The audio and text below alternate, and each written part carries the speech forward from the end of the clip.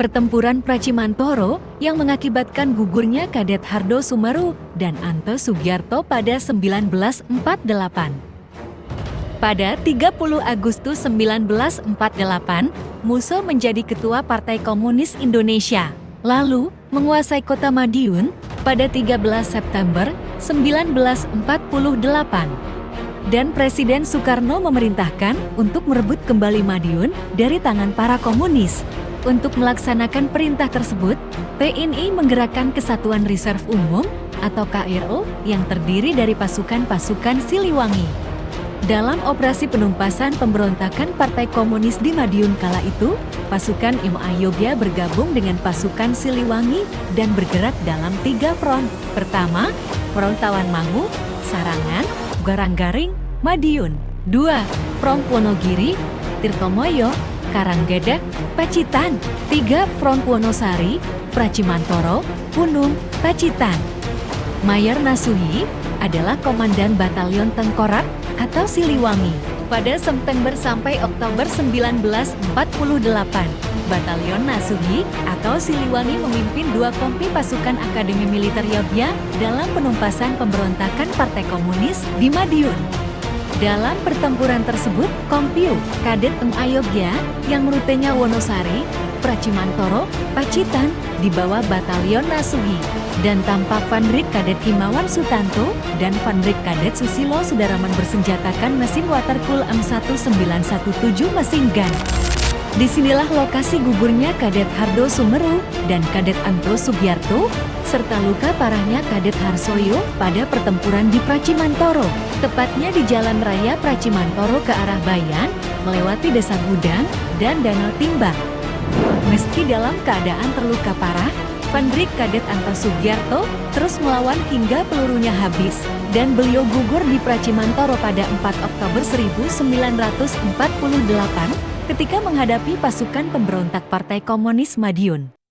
Vanrik Kadet Harsojo terluka parah dalam pertempuran tersebut. Ia kemudian dirawat oleh masyarakat dan tetap hidup. Terakhir beliau menjadi pensiun dengan pangkat Mayor Jenderal. Namanya diabadikan di Pusat Kesenjataan Artileri Medan TNI AD. Semua prajurit yang dilibatkan dalam operasi penumpasan pemberontakan PKI Madiun 1948 memperoleh penghargaan Satya Lancana Gerakan Operasi Militer 1, termasuk Teruna Susilo Sudarman.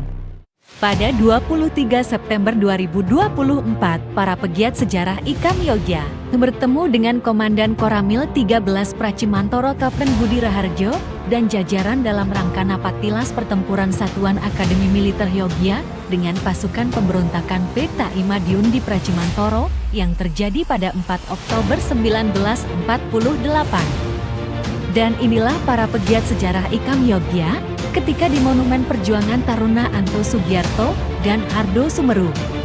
2 kadet Akmil tersebut gugur di Kecamatan Pracimantoro, Kabupaten Wonogiri. Dan monumen ini adalah bentuk pengabdian atas gugurnya 2 kadet Im Ayogya tersebut.